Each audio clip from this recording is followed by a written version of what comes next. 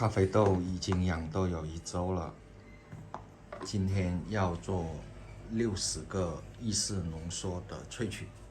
都是 double 的。看看在单头机萃取60个意式浓缩，一共花多少时间？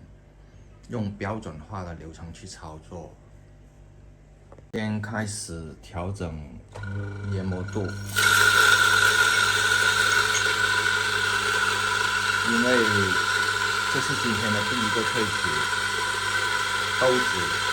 是新鲜的，它的烘焙度与我的萃取参数是否符合要求，还需要进行磨豆机的调整。先不上豆厂，先研磨18克的豆子，去进行烘焙机先去进行咖啡机的研磨度的参数调整。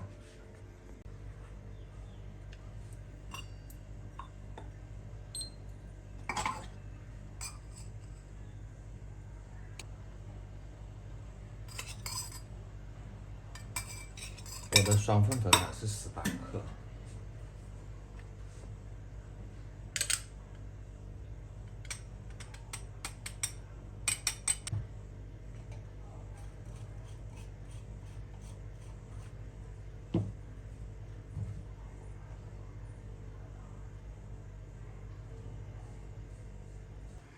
我的萃取参数是25秒正负2秒之间，萃取出来的咖啡粉叶比大概在1:2.2到2.5之间。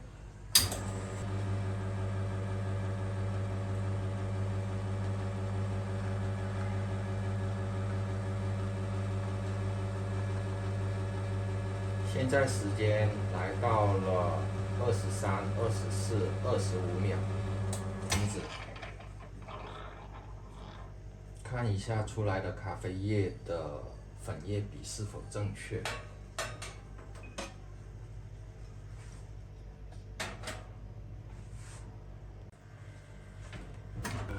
重新调整了咖啡的研磨度，刚才可能是因为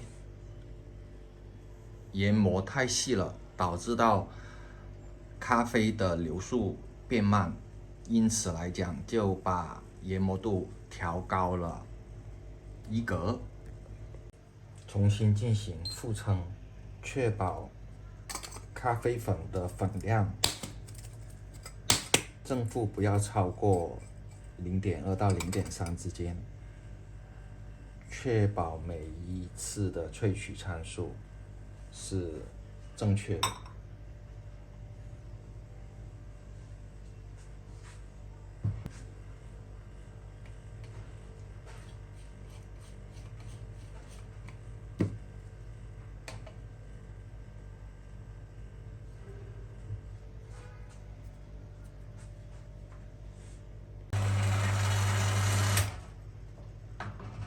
这是第2把的调式萃取。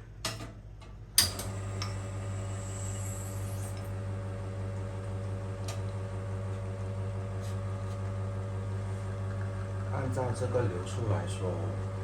这一把的萃取应该是达到2.2到2.5的粉叶比例的。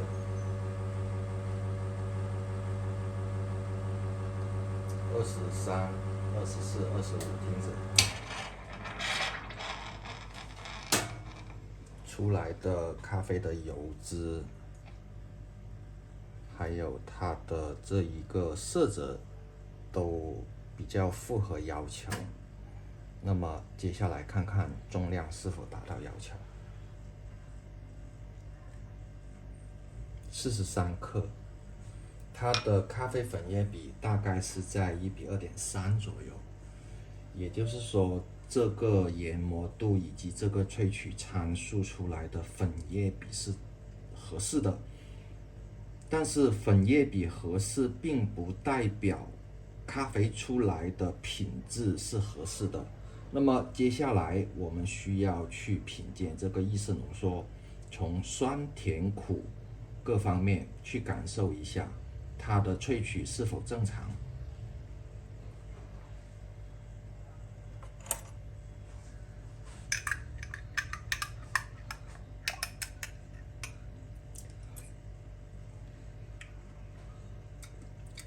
咖啡的酸甜苦都比较平衡，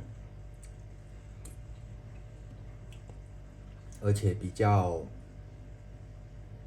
柔和丝滑，回味余韵，都一直在鼻腔口腔里面比较悠长。好，这一次的萃取其实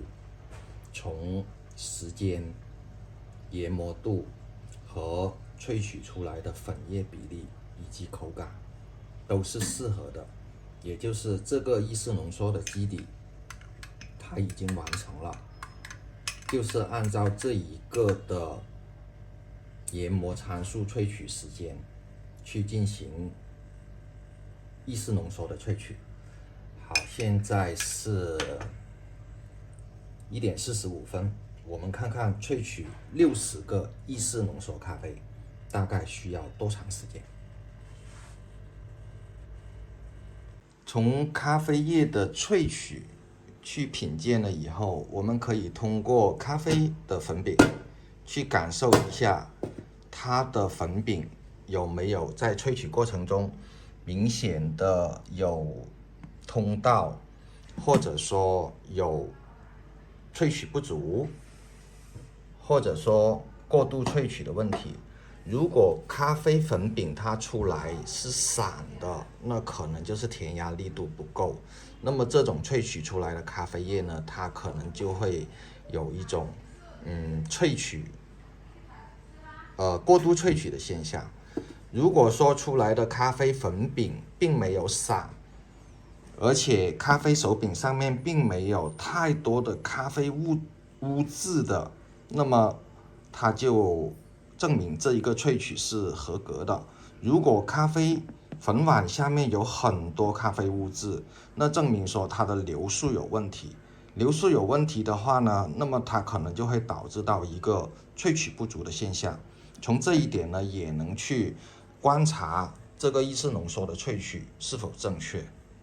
咖啡的研磨度调试没有问题的话，那么我们就可以上大豆汤了。可以把豆子放上去调整它的研磨时间，也就是定量研磨。豆仓在有压力的情况下和没有压力的情况下，它的研磨速度是不一样的，甚至有可能研磨出来的颗粒状也会不一样。所以说，在有仓压的情况下和没有仓压的情况下，它的研磨度都会有一定的影响。因为使用的是双份手柄，我们首先看一下这一个双份的研磨度出来的咖啡粉的重量是否达到18克的要求。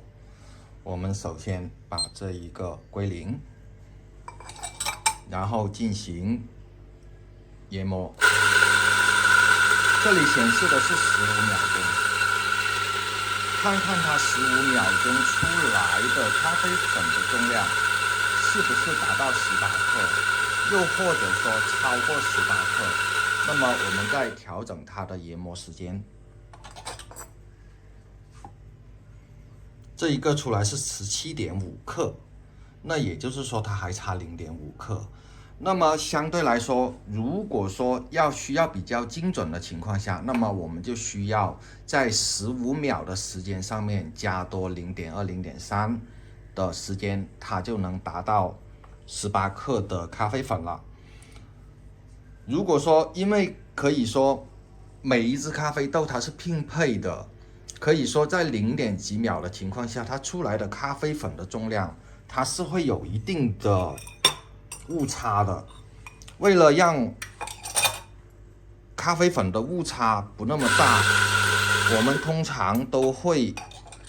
在相差不是很大的情况下，我们一般都不会再去调整它的研磨时间，而是通过补粉的这种形式只需要补到18克左右就可以了。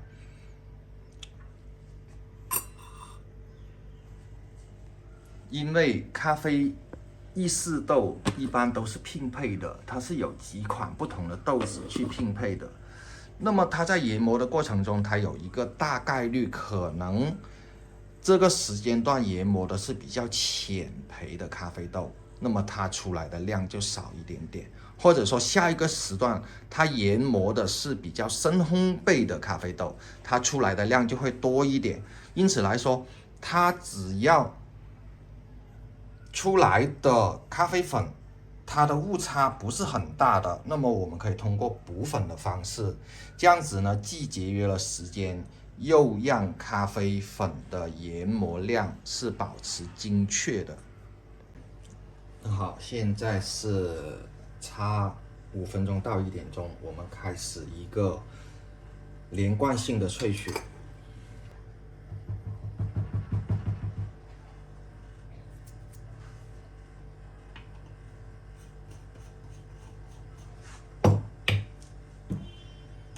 在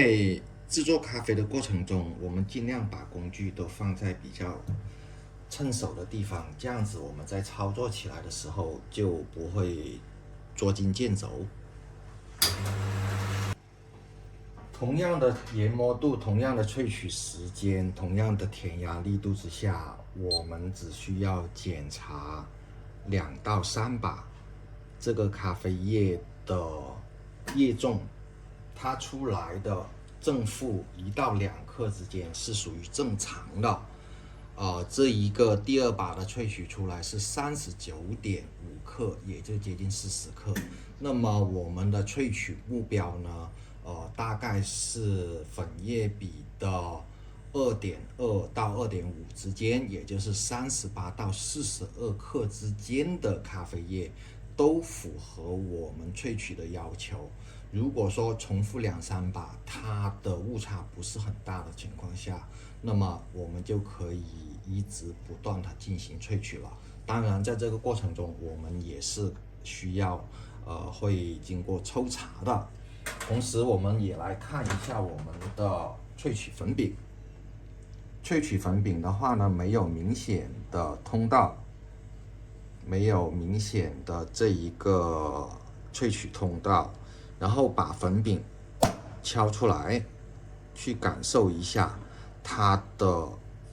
这一个咖啡粉满上面是否会粘附大量的咖啡液。如果没有的话，证明它的萃取是正常的。同时，我们可以观察这一个粉饼它有没有松散，或者说有明显的萃取的这一个通道。如果没有的话，那么一切都是属于正常的一个范畴。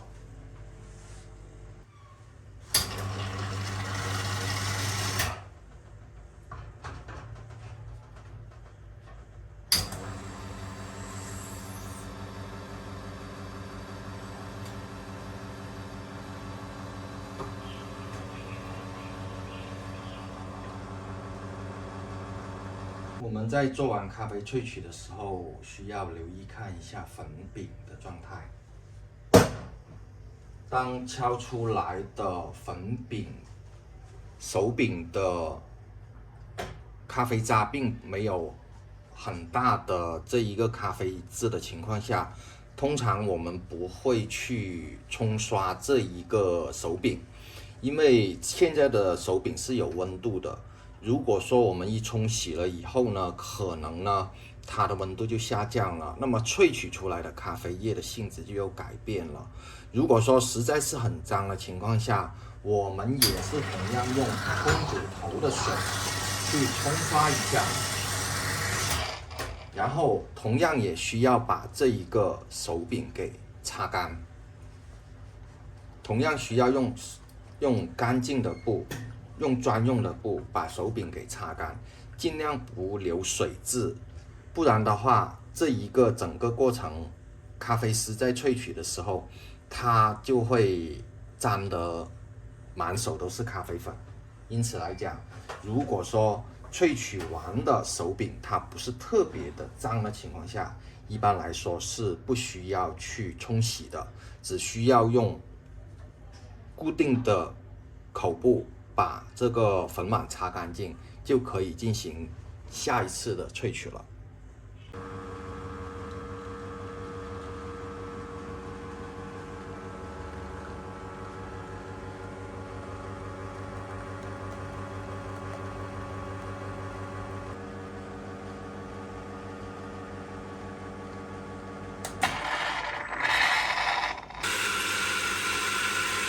现在经过了1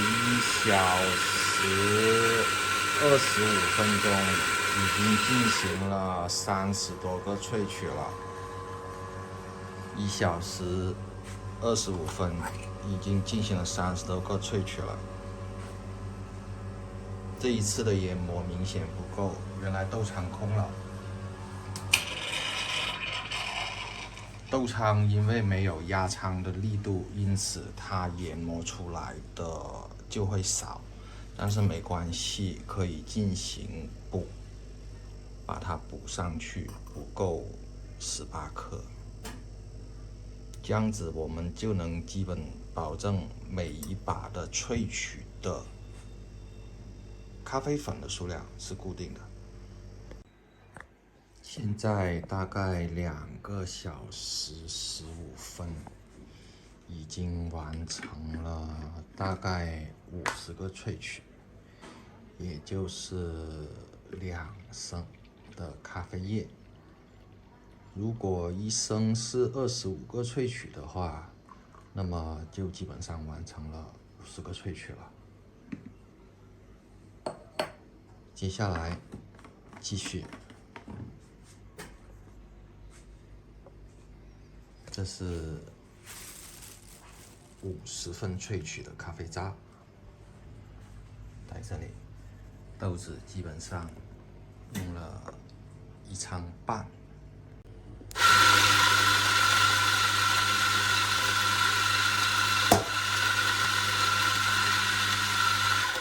为了保持咖啡的萃取质量，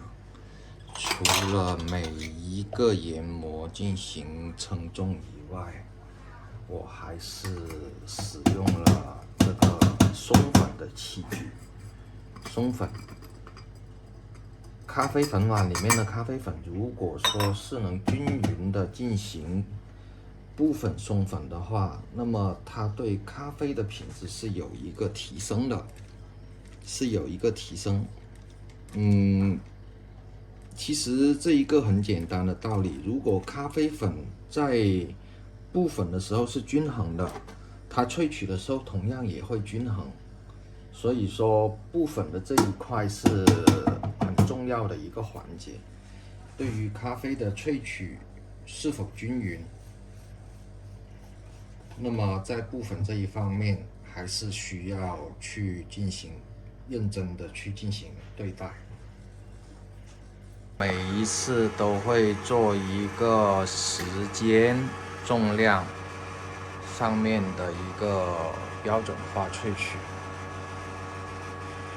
在同样的一个标准化的情况下，那么你萃取出来的咖啡才有重复性、一致性，这样子呢，不至于会让咖啡的口感会有太大的偏差。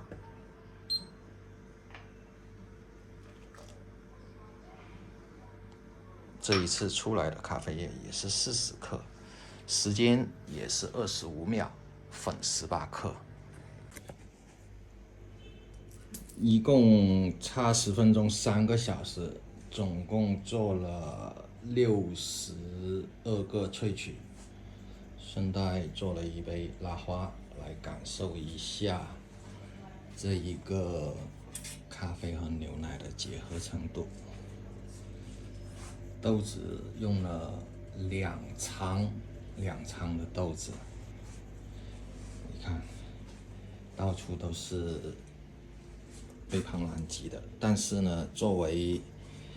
咖啡工作人员，一定要保持的就是桌面的卫生与咖啡机的卫生。这样子的话呢，就相对来说，在卫生方面是属于一个比较重要的职业操守。大概这个就是今天的咖啡渣了，一瓶一升，大概是2.5到2.6升左右，60个萃取。